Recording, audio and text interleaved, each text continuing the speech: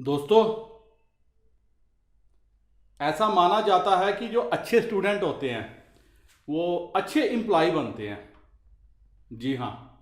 और जो self learners होते हैं, जिन्होंने सब कुछ खुद सीखा होता है, जिंदगी में शिक्षा खुद ली होती है, जिंदगी को जिया होता है, जिंदगी को पढ़ा होता है और अपने अनुभव के आधार पे आगे बढ़ते हैं, चाहे वो अच्छी एजुकेशन उनके पास ना हो तो वो अच्छे एम्प्लॉयर बनते हैं, क्योंकि वही है जो समाज को आगे लेके जाते हैं।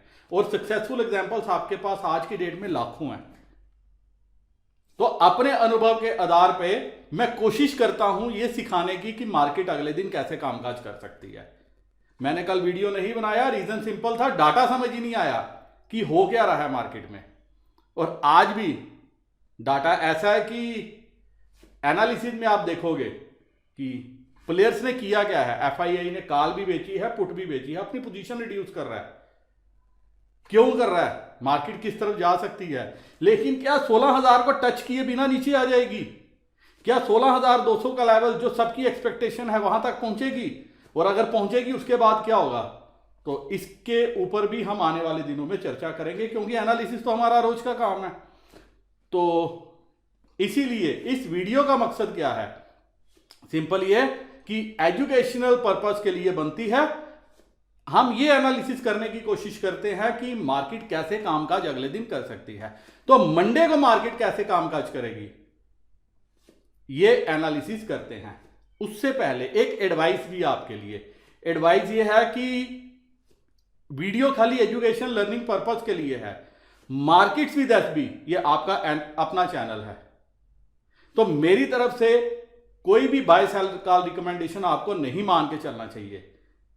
कुछ भी खरीदते हो, बेचते हो, आपने फाइनेंशियल एडवाइजर की मदद ले लो, क्योंकि आपको होने वाले प्रॉफिट लॉस के लिए आप खुद ही जिम्मेवार हो। पैसा आपका लग रहा है। मैंने एक स्क्रीनशॉट भी कल पोस्ट किया था कि तकरीबन 3.5 लाख का लॉस ऑप्शंस में कौन लेता है? जो वीकली में अंधाधुंध खेलता है। ऑप्शंस को गैम्बलिंग समझ लिया है। आपने आज देखा कि निफ्टी नीचे से ऊपर आ गई, बट कॉल्स नहीं चढ़ी, कॉल्स की वैल्यू नहीं चढ़ी। रीजन देखते देखते आईवी आज जो है 12 के पास ले आए हैं। Volatility index, sorry VIX, not IV. तो मैं सरप्राइज हूं, कहां से हम देख पाएंगे, कहां से पैसा बना पाएंगे। तो जरूरी नहीं है अभी ट्रेड करना जब तक कि वोलाटिलिटी ना आए। तो मैंने एक ट्रेड लिया था, उसको मैंने अपना अगस्त में शिफ्ट कर लिया। काफी बड़ा ट्रेड है, तो मैंने उसको क्या किया, अगस्त में शिफ्ट कर लिया। आगे का सोच के चल रहा हूं, क्योंकि मुझे शॉर्ट टर्म में जो है अभी पैसा बनता नहीं दिख रहा। तो शायद कुछ दिनों के बाद रिजल्ट सीजन चालू हो जाए तो आपको जो है मार्केट ऊपर की रेंज निकलती हुई नजर आए। तो इसीलिए आपको क्या करना चाहिए, आपको विदाउट रिस्क लिए हुए मार्केट में इन्वेस्टमेंट पर्पज से चलना चाहिए। तो चलते हैं सीधा एनालिसिस पे, विदाउट टाइम वेस्ट करते हुए, और देखने की कोशिश करते हैं कि मंडे को मार्केट की दिशा दशा क्या रह सकती है। तो दोस्तों, आप देख सकते हैं कि रिटेलर कल के लिए बीरिश पोजीशन लेके गया है। FII mix to bullish position लेके गए हैं, प्रास भी मिक्स टू बुलिश पोजीशन लेके गए हैं, और डीआईआई कोई नंबर में खास चेंज नहीं है। और नेट डाटा रिटेलर 9,700 कंट्रैक्ट इनके पास शॉर्ट रह गए इंडेक्स में, और डीआईआई 55,000 के लगभग कंट्रैक्ट अभी भी शॉर्ट हैं। एफआईए 57,874, 57,874 कंट्रैक्ट इनके पास लॉन्ग है, और प्रास 7,715 कंट्रैक्ट इनके पास लॉन्ग है। तो लॉन्ग अभी भी काफ़ी अच्छे हैं एफआईआई के पास। अब कॉल्स में क्या हुआ है, 61,343 कंट्रैक्ट रिटेलर शॉर्ट करके गया, मतलब मंदी खेल के गया। उसको लग रहा है कि मार्केट नीचे जाएगी, और ये कुछ एक सेट ऑफ रिटेलर्स हैं। ऐसा नहीं है कि सभी रिटेलर्स की यही सोच है, कुछ बुलिश पोजीशन भी लेके गए हैं, क्योंकि अच्छी पुट अभी भी राइट की हुई है। वहीं डीआईए 401 कंट्रैक्ट है, एफआईए 77,165 कंट्रैक्ट है, नंबर इन्होंने कम किया है। मैं देख रहा था, हम ऑप्शन चेन में देखने की कोशिश भी करेंगे कि ये मंथली कॉल और पुट में इन्होंने जो है अपना पोजीशंस कम की हैं। तो शायद अब इसमें मैं ये नहीं बोल सकता कि प्रॉफिट कमाया है। रीज़न उसका ये है कि कल निफ्टी अगर 50 पॉइंट ऊपर आई है, लेकिन मंथली कॉल पुट जो हैं उनके पुट के दाम तो ज़रूर ख़राब हुए हैं, लेकिन कॉल के दाम नहीं बढ़े। तो ये भी आपको मैं दिखाऊंगा। तो और साथ में जो है विक्स भी तकरीबन 12 के लगभग आ गया है, और प्रास 16,222। इन्होंने नंबर काफ़ी हद तक कम कर लिया और ये जो है राइटिंग में आ गया। अभी रिटेलर 2,32,000 के लगभग कंट्रैक्ट इन्होंने अभी भी राइट किए हैं, और जो कंट्रैक्ट इन्होंने राइट किए हैं वो इन 3 प्लेयर्स के पास पड़े हैं। 1,48,478, 24,684, 58,857। तो इन तीनों के पास ये सारे कंट्रैक्ट हैं।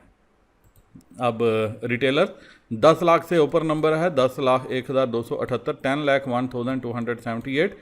और DII इनको माल चाहिए और DII इनको देते जा रहे हैं। अब इनके पास 11,42,868, 11,42,868 कंट्रैक्ट हैं। FII ने थोड़ा सा नंबर कम किया, 42,165 कंट्रैक्ट, और प्रास 1,83,755, 1,83,755 कंट्रैक्ट इनके पास हैं। अब दोस्तों आप सोच रहे होंगे कि ये प्रास का नंबर बढ़ रहा है और यहाँ पे जो है कुछ पोजीशंस में मज़ा नहीं आ रहा। इसका जो मुझे लॉजिक लग रहा है कि प्रास भी जो है 70-80 हज़ार कंट्रैक्ट से 1,83,000 तक पहुँच गए हैं, क्योंकि जिस हिसाब से मार्जिन रूल चेंज होने के बाद कॉल और पुट पिछले महीने से ही जो है रिटेलर को या किसी भी प्लेयर को इतना बड़ा फ़ायदा नहीं दे के जा रहे जितना कि ये पहले देते थे। तो अब मुझे लग रहा है कि स्टॉक्स में एक्शन ज़्यादा हो गया ताकि स्टॉक्स में से प्रॉफिट कमाया जाए। भाई बिजनेस तो करना है, कहीं ना कहीं से तो करना है। तो पहले क्या था, कॉल और पुट, अगर आप ऑप्शंस की कॉल पुट ऑप्शन खेलते थे निफ्टी या बैंक निफ्टी की, तो आप जो है छोटे लॉट में काम हो जाता था। तो यहाँ पे क्या है, स्टॉक्स का जो है लॉट साइज बड़ा होता है, लेकिन अब ऑप्शन का रीज़न ये है, लॉट साइज बड़ा है, मार्जिन ज़्यादा लगता है, लेकिन चारा कोई नहीं है। अगर मार्केट में बैठना है, कमाना है, तो कहीं ना कहीं तो बिजनेस करना पड़ेगा। तो इसीलिए अब प्रास भी जो है वो इस तरफ घुसते हुए नज़र आ रहे हैं। अब चलते हैं बाकी पैरामीटर्स के ऊपर और देखने की कोशिश करते हैं कि कल मार्केट की मंडे को मार्केट की दिशा दशा क्या रह सकती है। अब दोस्तों आप देख सकते हो कि SGX निफ्टी जो है क्लोजिंग से ऊपर जो है बंद हुई है, अच्छी खासी तकरीबन 80 पॉइंट के गैप अप दिखा रही है। वहीं US मार्केट भी ऊपर ही बंद हुए हैं और S&P ने लाइफ टाइम हाई नया बनाया है और नास्डाक ने भी नया लाइफ टाइम हाई बनाया है, और यूरोपियन मार्केट भी हरे रंग में बंद हुई है और ब्राज़ील भी हरे में ही बंद हुई है। तो जिस हिसाब से बाइंग फ्राइडे को देखी थी, तो मैं एक्सपेक्ट कर रहा हूँ कि शायद हमें भी गैप अप मिले, और गैप अप अगर 15,830 से ऊपर मिलता है तो फिर मज़ा आ जाएगा मार्केट में। आप जो है मंडे को एक नया लाइफ टाइम हाई निफ्टी में भी देखोगे। अब कैश मार्केट में क्या किया है, वहीं कैश मार्केट में FIA ने सेलिंग की है 982 करोड़ की और DII ने बाइंग की है 930 करोड़ की। तो आप देख सकते हैं किस लेवल पे जो है अभी DII बाइंग कर रहे हैं।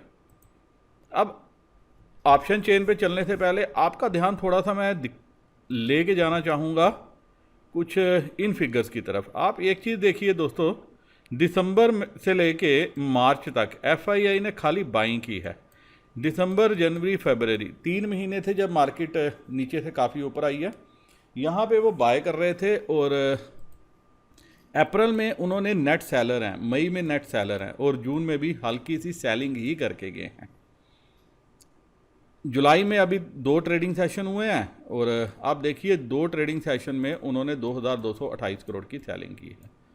लेकिन इसके अपोजिट आप देखो कि जो हमारे लोकल फंड हैं, जब तक ये बायर थे ये सेलर थे, और अब ये सेलर बन रहे हैं और ये बाय कर रहे हैं। तो क्लियर कट आप देख सकते हो कि म्यूचुअल फंड या जो भी हमारे डोमेस्टिक इंस्टीट्यूशन इन्वेस्टर्स हैं वो किस रेट पे बाय करना शुरू किया। हालांकि नेट बेसिस पे अभी वो अच्छी खासी सेलिंग में बैठे हैं, इंडेक्स में भी और स्टॉक्स में भी। अब ये क्या सिग्निफाई करता है और मैं क्या दिखाना चाहता हूं दोस्तों, जब भी मार्केट में बड़ी गिरावट आएगी सबसे पहले कैश में FII हल्का होगा। तकरीबन 60-70 हज़ार करोड़ की वो नेट सेलिंग करके कैश अपने घर में रखेगा, ताकि वो गिरावट पे फिर से बाय कर सके, और ये टेंडेंसी जो है इनकी रहती है। तो आप देखिए 12, 6, 18, 19,000 करोड़ जो है इसने पिछले 3 महीने मार्केट को ऊपर रख के निकाला है। अगर मार्केट यहाँ से नीचे आ जाएगी, गिर जाएगी, बड़ी गिरावट दिखा देगी, तो वो जो कैश का माल है उस कैश के माल में उसको लॉस होगा। तभी उसने क्या किया है, 3 जगह से उसने माइनस पोजीशन खड़ी की हुई है। उसने इतनी लंबी चौड़ी पोजीशन ही खड़ी की। दूसरा, पुट में उसको अभी माल और चाहिए ताकि वो गिरा सके और पुट में अच्छा खासा पैसा बना सके। तो उसके लिए उसने इंडेक्स का सहारा लिया हुआ है, मार्केट को बार बार ऊपर ला रहा है। रिटेलर बुलिश बन जाए, और हर जगह रिटेलर आपको यही नज़र आएगा कि मार्केट जो है वो बहुत बुलिश है, और लोग अपना काम धंधा छोड़ के क्या काम कर रहे हैं, सिर्फ कॉल और पुट देख रहे हैं। जो उनका बेसिक बिजनेस है, बेसिक बिजनेस को भी भूल के वो सिर्फ ये देख रहे हैं कि ये शेयर खरीद लो, ऐसा खरीद लो, वैसा खरीद लो, और ये सब उनके जो है पल्ले पड़ने वाले हैं। ये आपको जो है भविष्य में पता चलेगा कि किसने क्या क्या खरीदा था, और उसके बाद ये लोग सिर्फ उन कागज़ के टुकड़ों को डीमैट अकाउंट में पड़े हुए देखते रहेंगे, जबकि उनकी रियल वैल्यू कुछ भी नहीं होगी। तो बेटर यही है कि आप जो है अच्छे शेयर में पैसा लगाएं, निवेश करें। और अभी फ़िलहाल अगर आप निवेश का मन बना रहे हैं तो आपको थोड़ा सा जो है वेट कर लेना चाहिए, महीना, 2 महीने, 3 महीने, 4 महीने, जब तक कि मार्केट एक गिरावट का रुख नहीं पकड़ती। और ऐसा नहीं है कि अनलिमिटेड कैश हर टाइम मार्केट में आता रहेगा। किसी दिन भी जो है ये टाइम आप देखोगे चेंज हो सकता है। अब चलते हैं ऑप्शन चेन पे। निफ्टी की क्लोजिंग हुई है 15,722 के लेवल पे, तो मैं सीधा 15,700 के लेवल पे चलता हूँ। तो यहाँ पे क्या है, 15,700 के लेवल पे 38,000 कंट्रैक्ट हैं, 15,750 पे 800 फ़िलहाल रेजिस्टेंस का लेवल है। और आप ये देखोगे, ये जितनी कॉल आप देख रहे हो, कॉल राइटिंग हुई है, जितनी कॉल राइटिंग हुई है सारी जो है हमारे रिटेलर्स के द्वारा हुई है। हालांकि कॉल जो है ये बेची भी है हमारे FII ने, लेकिन मेरे को जो देखने में आया है, जो मैंने देखा है, जो मुझे समझ में आया है, उन्होंने मंथली कॉल्स में से कुछ जो है अपनी पोजीशन हल्की की हैं। और मंथली कॉल में भी शायद ही उनको प्रॉफिट मिला हो। FII की एक टेंडेंसी रहती है, अगर उसको लगता है कि उसका कोई ट्रेड गलत हो गया तो वो फ़ौरन उस ट्रेड से एग्जिट मारने की कोशिश करता है। वो लंबा चौड़ा जो है ट्रेड को पकड़ के बैठा नहीं रहता रिटेलर्स की तरह। और आप देखो कि मार्केट ऊपर बंद हुई है, 15,800 की कॉल, ये 3 रुपये नीचे बंद हुई है, और 15,800 के ऊपर सारी कॉल्स जो है ये नीचे ही बंद हुई हैं। और आप 15,750 90 पैसे ऊपर बंद हुई है, और ये 15,700 3 रुपये 90 पैसे ऊपर बंद हुई है। तो ये क्या सिग्निफिकाई करता है कि कॉल खरीदने में अभी इंटरेस्ट कम है, सप्लाई ज़्यादा थी, और कॉल खरीदने में अभी बायर्स का इंटरेस्ट कम है। सेम डाटा, सेम पैटर्न मैंने दोस्तों देखा हुआ है, और इसमें यह रहता है कि पहल जो बायर्स हैं, जो हमारे रिटेलर्स हैं, उनको मार्केट में तो बुलिश रखा जाता है, लेकिन कॉल के रेट नीचे रखे जाते हैं ताकि वो क्या कर सके, अच्छी खासी राइटिंग कर सकें। उनको लगे कि मार्केट जो है ऊपर जाएगी लेकिन ज़्यादा ऊपर नहीं जा सकती, वो कॉल बेच के रखें ताकि उनको लगे कि मैं इसमें पूरे का पूरा प्रीमियम खा लूँगा। तो सेम, लेकिन उसके बाद मैंने देखा है कि इन कॉल्स के जो है विक्स भी बढ़ता है, आईवीज भी बढ़ते हैं, और जंप भी आता है। और मैं बड़ा सरप्राइज हूँ, मंथली एक्सपायरी है तो आप आईवी देखो कॉल के, जी हाँ आईवी देखो, 5, 5, 8, 7, 5 7, 8, 8, 8, ये आईवीज मैंने अपनी लाइफ में बहुत ही ज़्यादा कम देखे हैं। ये तो जब हमने पिछली बार लाइफ टाइम हाई बनाया था 12,400 का, ये तब भी आईवी नहीं थे, तब भी 18-20 का आईवी होता था। और यहाँ पुट में देखो 8-8, 10-10 का आईवी। तो ये सिग्निफाई करता है कि बड़े प्लेयर्स ने जिस दिन ये एक्टिविटी की, मार्केट रेंज से बाहर निकली, ये आईवीज भी बढ़ेंगे और विक्स भी बढ़ेगा, तो ये प्रीमियम ऑटोमेटिकली जो है इंक्रीज होंगे। तो अब जो परसों के लिए रेंज रह सकती है, रेंज क्या रह सकती है, अगर तो 15,800 के ऊपर खुल गया, 15,830 के ऊपर मार्केट खुलती है, सस्टेन करती है, तो ये आपको 15,900 की तरफ जाते हुए नज़र आएगी। और मैं सरप्राइज भी नहीं हूँ अगर चली जाए तो, क्योंकि हर बार 15,850 870 से ये मुड़ती है, तो शायद इस बार फिर से वहाँ से जो है, जो हमारे प्लेयर्स हैं जिनको शॉर्ट करने की आदत है, तो ये वहाँ से फिर भागने फेंकने की कोशिश करें। और पॉसिबिलिटी है कि वहाँ से गिर भी सकती है, मैं ये नहीं कहता कि नहीं गिर सकती, लेकिन मुझे जहाँ तक लग रहा है कि मंडे ट्यूसडे वेडनेसडे को कहीं ना कहीं 15,900 और 16,000 के बीच में मार्केट जानी चाहिए। उसका रीज़न है, ये जो 7 रुपये की कॉल है ये बिकी है, ये 18 रुपये की कॉल बिकी है। तो जो बड़े प्लेयर्स हैं वो क्या कर सकते हैं, वो ये कोशिश कर सकते हैं कि मार्केट को ये यहाँ तक कम से कम 800 850 तक लाया जाए, ताकि वो अपनी जो कॉल्स होल्ड की हुई हैं वहाँ से पैसा निकाल सकें। और फ्यूचर भी अभी उनके पास ज़्यादा है। शायद आप देखो कि मंडे को जैसे जॉब डाटा अच्छा आया है, तो वो मार्केट को फिर वापस से कॉल उठा लें बाय करते हुए।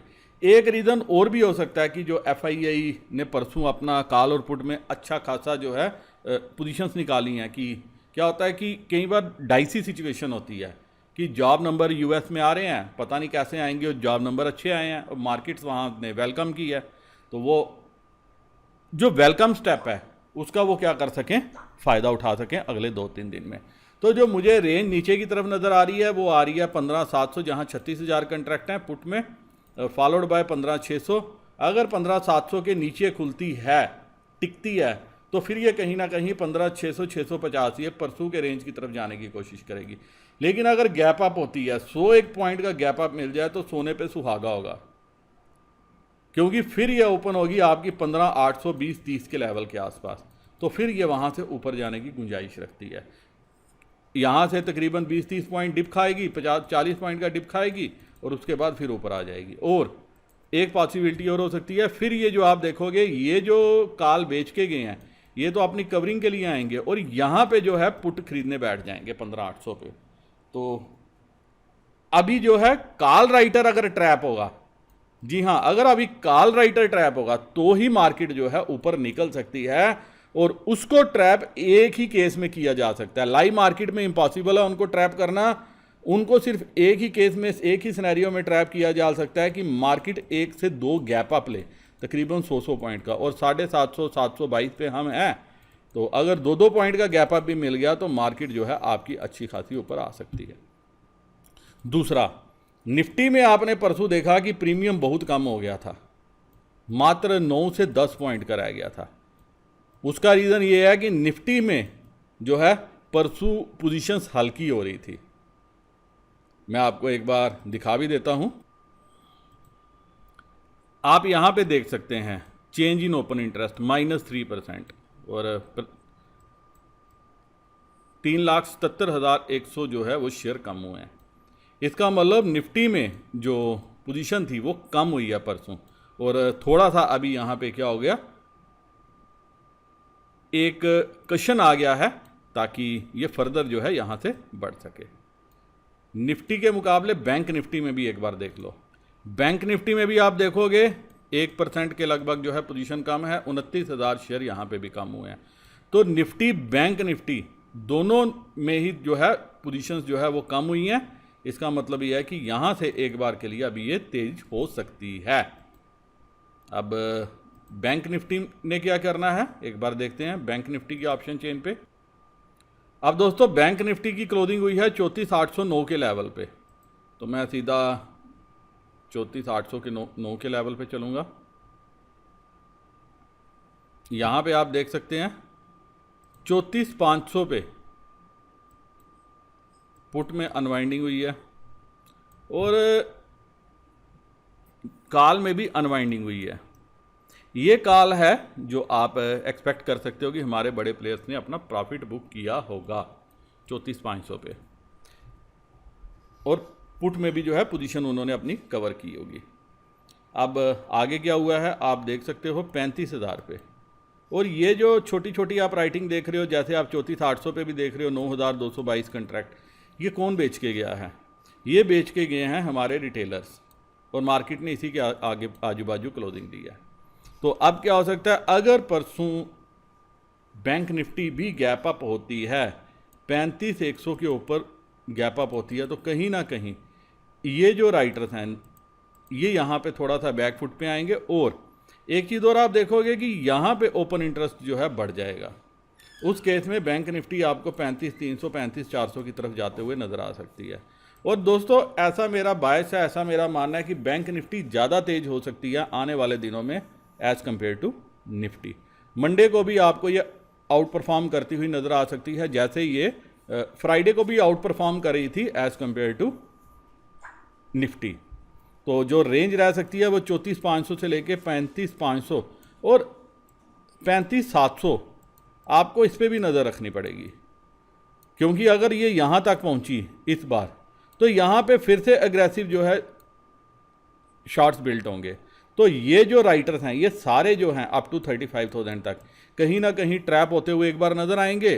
तो उसके बाद क्या होगा, ये मार्केट को ऊपर खींचने की कोशिश करेंगे। और ये यहाँ पे 13,500 पे 45,000 जो है और भी यहाँ पे शेयर जुड़े हुए हैं, सारी कंट्रैक्ट जुड़े हैं। और मात्र 64 रुपये पे राइटिंग हुई है, 81 रुपये पे राइटिंग हुई है। तो ये जो राइटिंग मुझे दिख रही है, मुझे ये लग रहा है कि शायद मंडे को बैंक निफ्टी ज़्यादा आउट परफॉर्म करे एज़ कम्पेयर टू निफ्टी। और वैसे भी अगर 3-4 प्राइवेट बैंक जो पिछले दिनों नीचे आए हैं, अब अगर वो चल पड़े और 3-3, 4-4, 5-5% का मूव दिखा दिया, तो ये बैंक निफ्टी को 35,500 का जो एक रेजिस्टेंस है इसके ऊपर ला के बिठाने की ताकत रखते हैं। और आने वाले दिनों में 35,800, 35,900 अगर ये कटता है तो फिर बैंक निफ्टी कहीं ना कहीं 36,500 से 37,000 तक भी जाने की कोशिश कर सकती है, क्योंकि ऊपर जाएगी, ऊपर लेके जाएंगे तभी इनको मौका मिलेगा अपना कैश का माल निकालने का। और कैश का माल हाइयर रेट पे निकलेगा तभी जाके बड़े प्लेयर को फ़ायदा होगा। यहाँ से अगर ये डिप दे देंगे तो रिटेलर जो है मार्केट से भाग जाएंगे, तो उनका माल खरीदेगा कौन। तो ये एक सिनेरियो है। तो जो परसों के लिए रेंज मुझे नज़र में आ रही है 34,500 से लेके 35,500 35,700। अगर ये 35,500 700 मंडे को नहीं जाता, लेकिन 35,300 400 के लगभग भी क्लोजिंग दे देता है, तो आप देखोगे कि एक और गैप अप मिलेगा ट्यूसडे को मार्केट को, तो ये ऊपर ला सकते हैं। लेकिन लाइव मार्केट पे आप डाटा पे नज़र रखना, क्लैरिटी आपको सारी वहीं से मिलेगी। और अगर मुझे भी कुछ नज़र आया तो मैं ज़रूर टेलीग्राम चैनल में अपडेट करने की कोशिश करूँगा। वैसे मैंने परसों 2 ट्रेड बताए थे, उसके बाद वो काफ़ी ऊपर आए, और अगर किसी ने होल्ड किया होगा तो शायद उसको मंडे को प्रॉफिट भी मिलेगा। और इंट्रा में भी अगर किसी ने लेके बुक किया होगा तो वो भी प्रॉफिट में ही रहा होगा। इसी के साथ दोस्तों ये वीडियो मैं यही खत्म करने की इजाजत चाहता हूं। उम्मीद करता हूं कि इस एनालिसिस के बेसिस पे आपको मंडे को कुछ ट्रेड लेने में फायदा मिले। मेरे वह दोस्त जो अपस्टॉक, एंजल ब्रोकिंग, 5 पैसा, SAS ऑनलाइन जो नेस्ट ट्रेडर सर्विस भी प्रोवाइड करता है, नेस्ट सॉफ्टवेयर प्रोवाइड करता है, अगर अकाउंट ओपन करना चाहते हैं तो डिस्क्रिप्शन में मैंने लिंक दिया है, लिंक को क्लिक करके आप अकाउंट अपना ओपन कर सकते हो। और हो सके तो डिटेल्स भी मेरे साथ शेयर कर लेना। इसी के साथ नमस्कार, जय हिंद।